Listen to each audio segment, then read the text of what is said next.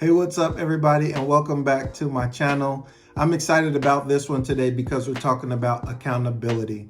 Here within the first week of the new year, everybody is still kind of fresh on their New Year's resolutions and the goals that you set. So maybe you've been working out every single day, you haven't missed a day. Maybe you're like me and you messed up the first day of the year. But whatever it is, today I want to talk about accountability. Okay, in my last video, I hope you'll go and check that out. But I talked about the importance of persistence over consistency and over perfection. And so we talked about how I messed up the first day, but I was persistent to push through the imperfections of being consistent the way I wanted to, knowing that I'm working toward the end goal, which is success, which is completing all the things that I set out for myself at the beginning of the year. And so today I want to talk about accountability, not in the typical way that we do when we have somebody that we call every morning or every other week and we talk about where we are with our goals, but I want to talk about personal accountability. And the way I do it is what I'm going to share today. I do it via journaling. So here I have two journals, and I'm going to show you how I use each of these as my personal accountability partner. And so the first thing I'm going to do is I'm going to talk about why I choose to journal. So we're living in a digital world, right? I have my iPad Pro. It's nice, it's cool. I use it every week to preach from. But if you know me, you know that I'm an analog person. I believe that writing physically with pen and paper helps me to remember what it is that I'm writing down, helps me to kind of comprehend and break down the goal even in the moment that I'm writing the goal. Something about it, but it helps me a lot. And now I know this might not apply to everybody, but if you are like that, I highly encourage you to get a journal. You don't have to get two like I have, but get something, maybe it's notes in your phone, but have something that you hold yourself accountable and you have something to track your progress throughout this year, okay? And so today I'm going to talk about why I use journals. I use journals, one, because it helps me to look back into the past to see how I got to where I am now, and it helps me to create a plan of where I want to get to. And so a lot of times we think we can leave things in our heads. We think we're going to remember things. I don't know about you, but sometimes I go upstairs to get my phone or a charger, and I get up there and I stand and I'm like, what in the world did I come up here for, right? But sometimes, hey, don't judge me, but I might have to write it down. And I'll take a sticky note or something, and when I go upstairs, I know that I'm going to see 50 different things that I want to do while I'm up there. But if I have that sticky note or something to remind me, then I'm going to do what I set out to do. Now, I know that's a little over-exaggerating, but I'm just trying to help you see why I use a journal. And so I have a lot of goals and aspirations. If you don't know much about me, I'm a husband, I'm a father, I have a business, I have a church. I won't say I have a church, but I pastor a church. And I have a lot of people that look up to me and look to follow me in different areas of my life. And so I believe that the more organized I am, the more successful I can be, and therefore the more successful those who are looking to me can be. Okay? And so today what I want to do is I'm going to show you just not my whole journal, right? I'm not going to give you all of my personal thoughts and things like that, but I'm going to show you the key components of my journal that I use to track my day, my week, my month, and so forth and so on. So the first thing I have here is my daily journal. And this is, I guess, what you would call a bullet journal. And in here, I have a pretty unique way of setting it up. I know it's not something that I originated, but it's something that I did like. So in the first cover of the page, I created this key that flips out so that no matter where I am in my journal, I can have one, a bookmark, but I can also have my key readily available. So that just flips out from the front page. And that comes in handy if I'm, maybe having a slow brain day or something like that. I can just look at that and remember what it is I need to do. But anyways, I have a quote here on the first page. It says, "The road to excellence and success. Get what God has given you. Your time is now." So the road to excellence and success is just my way of thinking about this year. I know that I'm not going to accomplish everything that I want to accomplish in life in 2023. Just not going to happen. But I do know that I'm on the road to that. So I have to remember that it's the journey and not the end game right now. So I have to embrace the journey and not beat myself up because I'm not seeing all the fruits of my labor. I'm not seeing all of my dreams come true by the end of this year. So that's the importance of that quote. And then get what God has given you. Your time is now. This is actually a book that I just completed. Give myself a pat on the back, but I just completed this book, and it's a book by Jonathan Evans. It's called Your Time is Now. Get what God is giving you. And I encourage you to go pick up that book.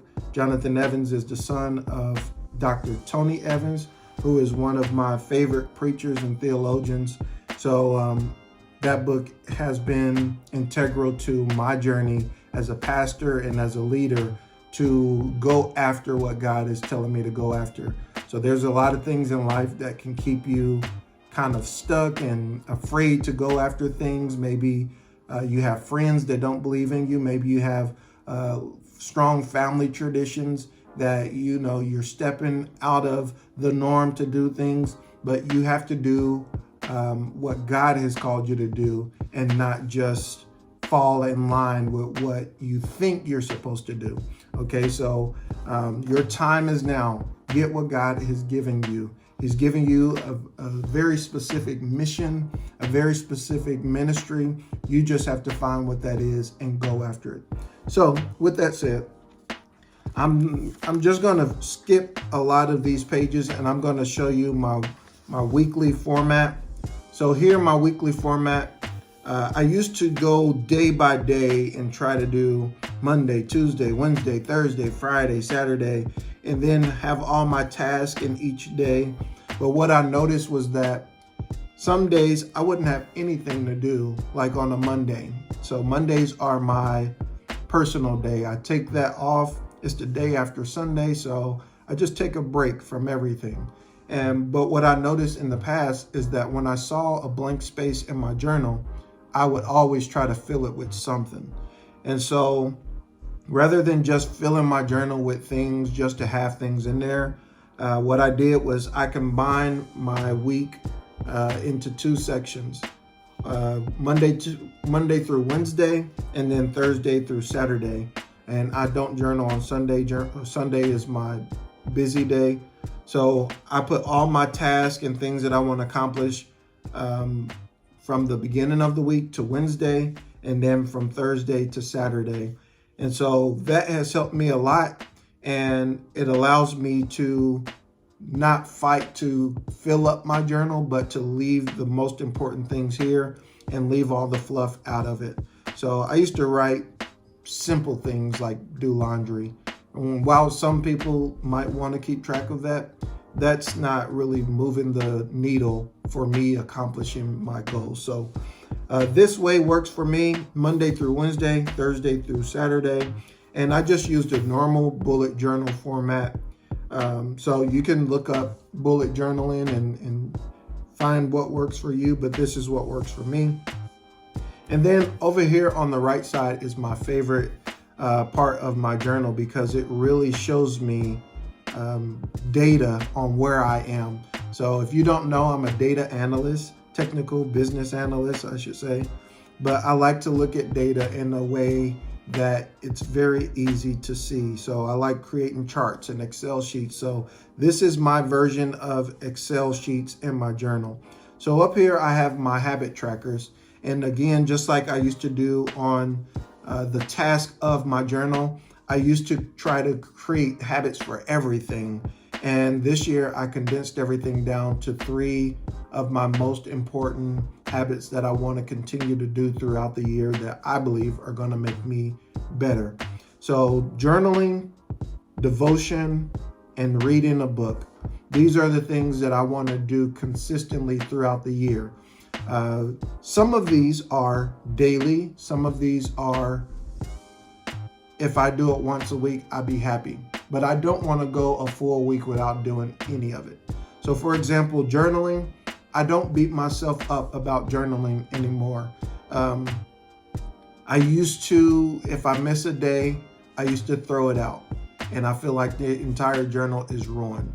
But now that I'm growing, now that I'm maturing and knowing what it is that I want to accomplish in life, I don't worry about small things like missing a day of journaling, because it's not, while it helps me to track my progress, it is not as integral to my goals as, say, devotion and reading a book. These are things that are directly impacting my success. But journaling is more of just a personal preference and accountability.